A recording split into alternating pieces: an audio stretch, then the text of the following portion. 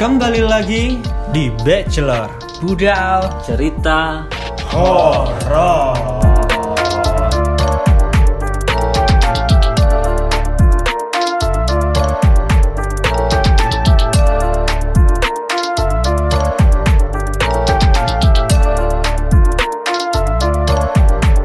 Dah, akhirnya setelah 2 minggu kita libur. Maafin karena kita habis turun dari gunung. Tapi kita di episode kali ini membawa beberapa kabar bahagia.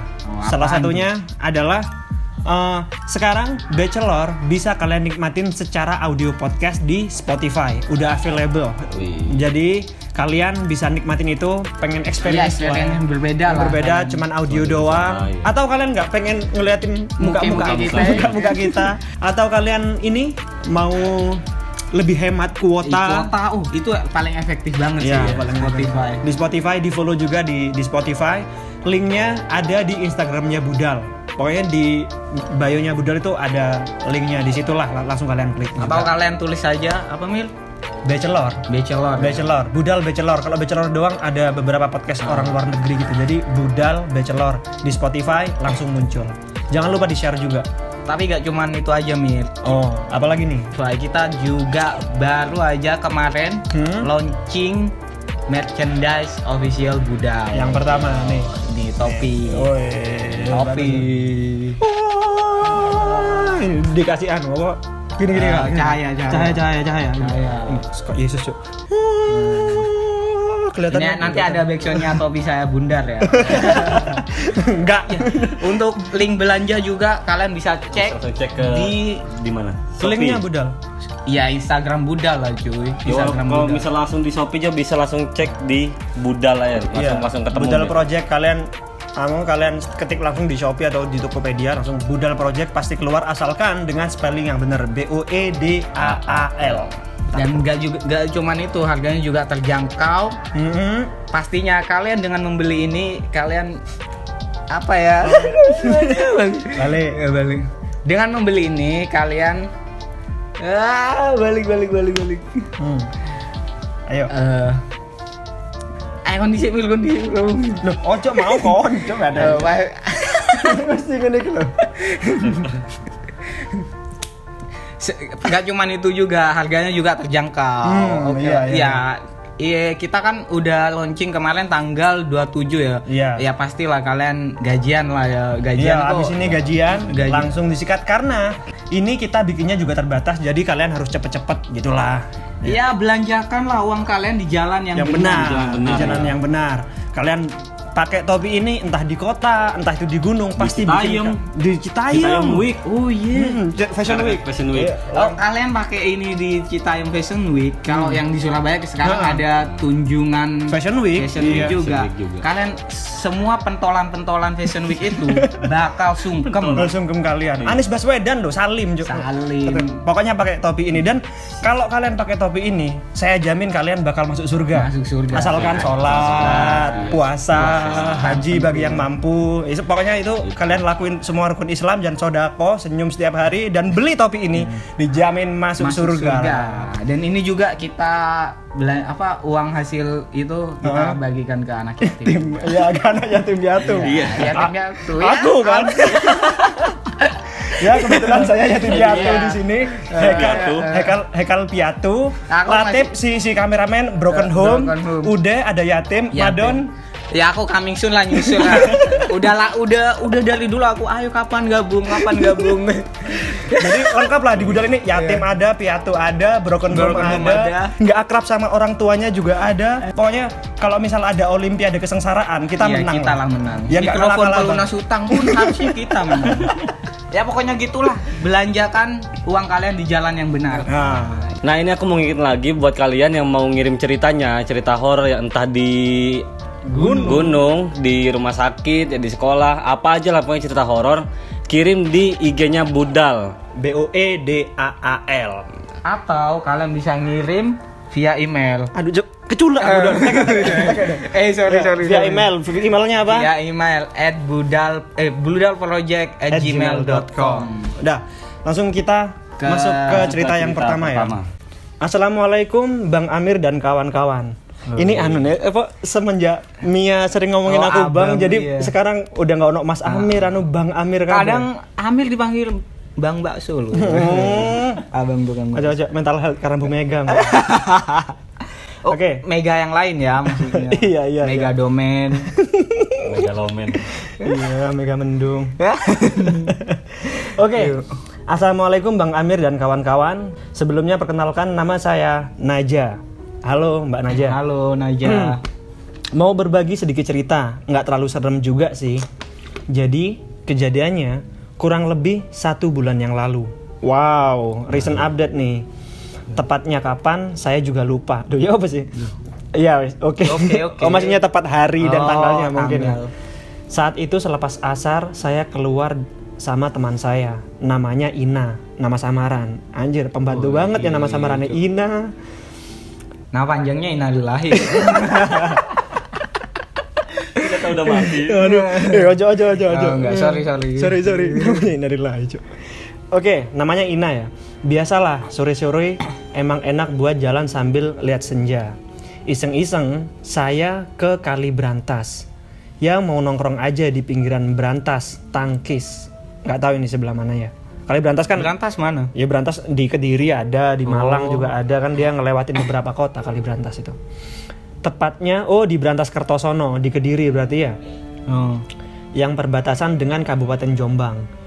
Di situ ada jembatan lama, ada jembatan baru juga. Yang jembatan lama sudah tidak dioperasikan lagi karena sudah hampir ambruk. Bagian tengahnya sudah patah. Nah, itu saya melintasi pinggiran jembatan lama yang sudah sangat berkarat. Di situ saya melihat ada 2 orang laki-laki bawa termos lagi ngopi di atas jembatan lama. Saya berhentikan motor di persimpangan yang menuju jembatan lama. Spontan Ina bilang, ayo dangaleh, amis, ambune amis. Sambil ngeplak-ngeplak pundak saya. Wow. Terus saya nanya dong, ene opo? Wis to, ayo dangaleh. Ya udah deh, saya lajukan motor lagi pelan-pelan. Habis itu saya parkirin di pinggir jalan di samping Tangkis Kali Brantas. Saya dan Ina naik ke Tangkis. Jadi kalian tahu Tangkis nggak? Tangkis itu apaan? Iya, kota yo nama. Enggak dong, enggak. Ini kalau nggak salah aku juga kata Tangkis ini. Bulu? Bukan. Misalnya telah dia kan katanya nggak jelas loh. Tangkis itu aku bingung juga ada yang jelas nih bisa. Tangkis itu kayak kan misalnya sungai nih, ada seperti kayak gerojokan kecil gini loh Dan. Ada gerojokan kecil. Biasanya sungai kan sungainya. Iya di sungai kan gini, tapi biasanya ada yang diginiin, di kebawahin dikit gini loh. Emang disengaja. Kayak bendungan gitu. Nah, semacam bendungan nanti di sebelah sini ya buat ngalirin sawah atau yang lain-lain. Iya. Nah, itu air apa ya? itu namanya tangkis ya, buat gitulah. perairan gitulah, buat perairan sawah. Irigasi. Ini di samping Tangkis Kali Brantas ya. Saya dan Ina naik ke Tangkis, yang tepatnya di antara jembatan lama dan jembatan baru. Ya cuman duduk-duduk aja. Tapi di situ kita nggak sendiri. Ada beberapa gerombolan juga asik bercerita di situ. Jadi saya nyantai aja. Tiba-tiba Ina tanya ke saya, jembatan iki wis suwe gak digawe to? Iyo, jawabku. Terus dia bilang ke arah jembatan lama. Dia bilang, beh, getih tok iku. Terus aku nanya dong, opo? Gak popo, jawab Ina. Jadi Ina itu bisa lihat hal-hal halus udah sejak kecil. Terus dia bilang, enek pekerja di ngisor jembatan, getih tok. Saya lihat ke bawah jembatan lama, nggak ada siapapun di sana. Saya cuma senyum karena saya tahu kalau dia punya kelebihan itu. Dan tiba-tiba dia ngomong sendiri sambil ngarahin telapak tangannya ke jembatan lama. Gini dia, aku nggak ganggu ya. Itu. Saat itu udah hampir maghrib. Saya enjoy aja karena emang nggak bisa ngelihat hal-hal halus. Ina nanya ke saya, "Ndek perahu opo enek uwong?" Di Kali Brantas itu ada perahu buat nambang, bukan nambang biasa, tapi sebutan orang desa kalau mau nyebrang kali pakai perahu. Oh, yang pakai tali. Di mana? Eretan. Sepanjang gitu ya. Iya. Di Surabaya juga ada tuh. Terus Ina bilang lagi, "Loh, iku lho. Enek wong lungguh ndek pinggir perahu karo sikile dulinan banyu." Sambil nunjuk ke arah yang dimaksud. "Endi to? Ora enek," jawabku. "Ya wis, berarti dudu uwong," jawabnya santai. Anjir. Saya agak merinding sih. Ya karena suasananya emang udah maghrib. Karena itu kami bergegas pulang dan alhamdulillah sampai rumah dengan selamat. Emang ini ya, kalau entah itu bangunan tua, entah itu jembatan tua, selalu ada misteri-misteri gitu loh. Unsur-unsur pekerja juga mirip kayak yang tadi ada yang mati di situ atau kayak ya, gitu. Tumbal juga itu. Aku tuh kadang ngerasa nggak percaya, tapi ya gimana lagi tuh. Kayak misal kayak jembatan Suramadu dulu. Iya. Itu kan aku kan dari kecil tahu gitu, sering main ke sana waktu dibangun loh. Tapi kayak pasti ada berita ada yang jatuh. Dan itu nggak jarang, cukup sering gitu. sekarang juga jadi spot bunuh diri. Oh iya anjir. Iya, baru-baru ini ya. Kayak Grab. TNI juga. Yang baru-baru ini Grab. Iya. Oh, alah, aku belum tahu. Aku setauku yang di video itu loh. Apa itu yang Ada orang yang ngevideo waktu dia lompat. Oh, yang lompat tapi nggak ke laut ya, ke ininya ya. Ke apa yang kotakannya itu loh. Iya, ke beton. ke beton. Paku bumi di bawahnya itu loh. Kena ke situ dulu. Anjir, serem juga. Apalagi biasanya ini kalau jembatan lama ya, jembatan yang udah nggak dipakai, biasanya udah dibangunnya udah sejak zaman Belanda. Gitu sih. Tapi Suramadu dari dulu serem sih. Kenapa? Apalagi pas dulu ya, pas masuk tol Surabaya gitu. Itu serem sih. Sekarang gratis. Sekarang ya udah agak hilang sih seremnya. Aduh, nggak rasa. Kaget. Mereka banyak segerombol. Apa itu emang tempat spot biasa? Iya. Orang-orang nyari senja, iya. Senja gitu. Itu kalau nggak salah di situ anak hits Kertosono di situ. di situ semua emang nongkrongnya di jembatan loh. Emang. Mau apa Jembatannya dibuat bioskop? Jauh. Bungee jumping. Apa di situ nggak ada skate park nggak ada. Nggak ada sih. Oh ada sih di daerah Kediri tuh ada yang bagus skate parknya di situ. Kenapa nggak di situ aja? Ngeburu senja. Mungkin biar nuansanya alam di daerah-daerah sawah-sawahan gitu. Iya. Tapi yo ngeri juga ya. Untung tapi Mbak Inanya nggak ngeliat sendiri. Kalau ngeliat sendiri sih ada orang berdarah. Duh, si Ina. Oh iya si Naja. Si Najanya nggak ngeliat langsung. Oke.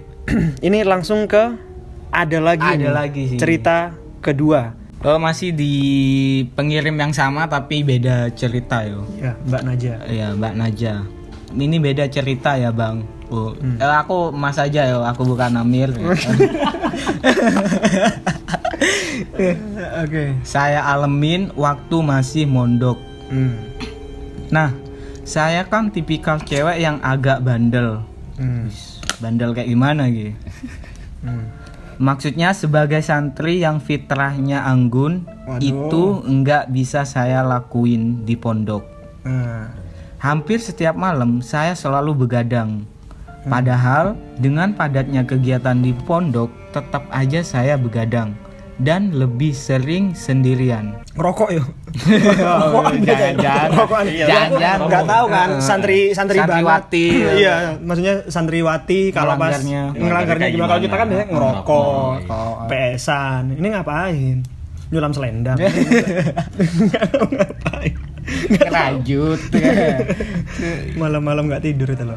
Sambil ngopi, baca-baca buku, dan lain-lain. Ya mungkin dan lain-lainnya ngerokok ya. Masih dikejar sama Madan. Masih dikejar dan lain-lainnya. Santri Putra itu dong. Santri Putra itu. Ya pokoknya begadang. Dan kesukaan saya ngopi harus di bawah langit langsung. Dalam kurung pokok tempat yang gak ada gentengnya. Iya. Hingga suatu malam pukul 12 saya beranjak tidur. Gak tahu kenapa pengen tidur. Padahal biasanya sampai jam 3. Hingga saya terbangun pada jam 1 malam. Saat itu saya nggak tidur di kamar santri, tapi di balkon belakang gedung. Oh. Wis, Shit. melanggar tahajud ya Oh, iya, enggak belum tahajud. yang tanpa genteng. Samping kanan kiri aku banyak pot-pot bunga dan sebelahnya ada tempat jemuran. Saya kebangun dengan kaget. Dalam kurung nderedek jadinya. Saya berusaha tidur lagi.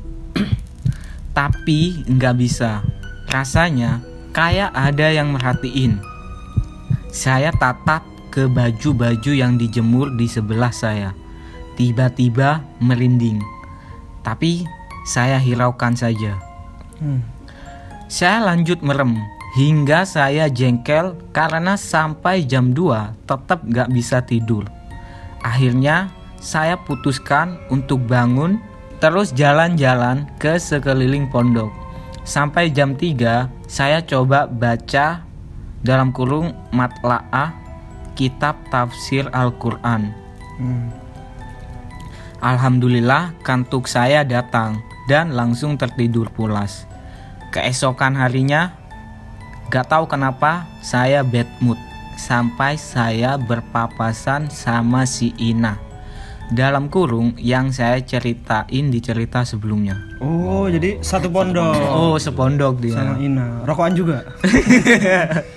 Soalnya dia di tempatnya jemuran. Iya, Cuk, di balkon. Aku di pondok kalau ngerokok iya. di tempatnya Di jemuran sana itu iya sih. emang. Di kamar mandi kan. Kalau di kamar mandi terlalu beresiko Iya, bau. Cuk. Di sana Aku tuh di iya, jemuran aku juga paling di sana, aman. Cuk. Kabur jam subuh gitu. Di sana biasa. Dia langsung manggil saya, tapi saya nggak ngerespon. Hanya tatapan tajam yang saya arahkan ke Ina. Ina mengejar saya dan tiba-tiba pipi kiri saya langsung ditampar. Duh. Nah, terus. Saya tidak merespon dan Ina bilang, "Iki duk kowe, Cuk." Iki duduk kowe, Cuk. Oh, iki duduk kowe, Cuk. Anjir. Gila sih ini. Siang bolong lagi. Saya tidak paham dengan ucapannya. Jadi saya diem saja. Lalu saya diajak duduk, ditanyain, "Mambengi enek opo?" Saya jawab, "Gak enek opo-opoi." Dia maksa saya buat cerita. Akhirnya saya ceritain kejadian semalam. Lalu dia pegang kedua telapak tangan saya dan bilang kalau saya ada yang ngikutin, tapi cuma tubuh bagian kiri. Awakmu sing kiwa adem, sing tengen anget, ucapnya. Langsung aja saya genggam tangan, emang kerasa beda. Yang kiri dingin, yang kanan hangat. Dispenser gitu. Ya aduh bangsat.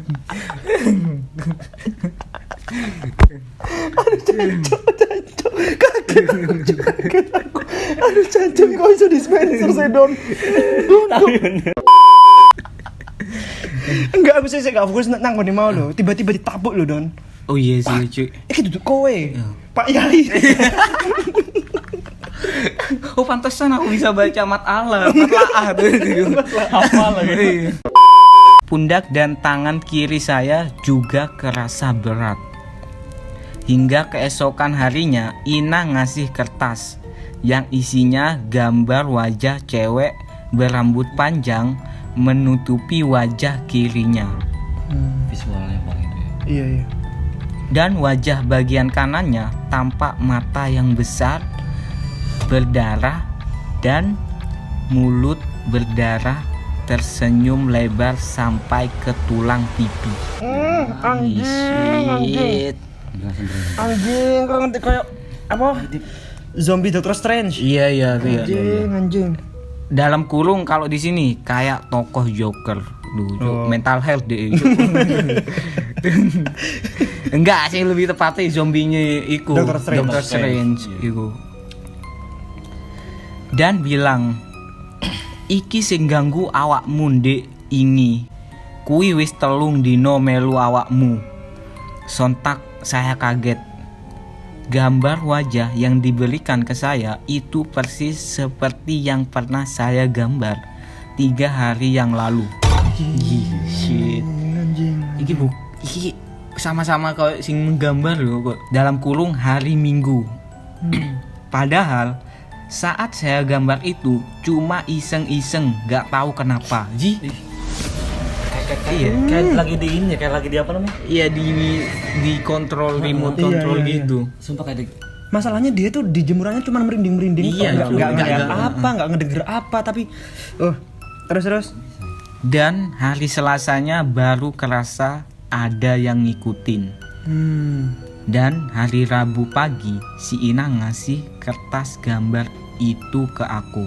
Gak serem bang, tapi kalau bahas hal mistis di pondok pasti Bang Amir CS tau lah. Sehat selalu bang, kapan-kapan meet up ya. Ngopi tipis-tipis di puncak kan enak. Makasih bang. Makasih, iya, makasih Mbak Ina. Nah ini, Mbak Ina, Mbak Naja. Nanti Naja. kapan-kapan ngopi bareng kita di eventnya Budal Ngumpul. ya. Bentar lagi. Bentar lagi.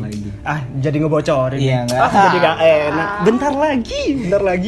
Pokoknya Siap-siap aja. ngambil kalau kalian yang kerja ngambil cuti kalau kalian. Tapi ini weekend sih ya, pasti Sabtu lah. Minggu.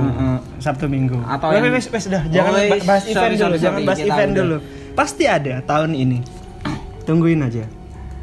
Oke, tapi serem ya. dibilang nggak serem, ya serem banget. Ya, serem Iya, lah. serem banget. Itu udah Cuy. kayak lagi dikontrol banget loh sama si anggap si setannya. Dia tuh kayak udah nggak nyerangnya, udah nggak 5 indera ini udah nggak keserang, langsung ke perasaan, langsung ke psikis.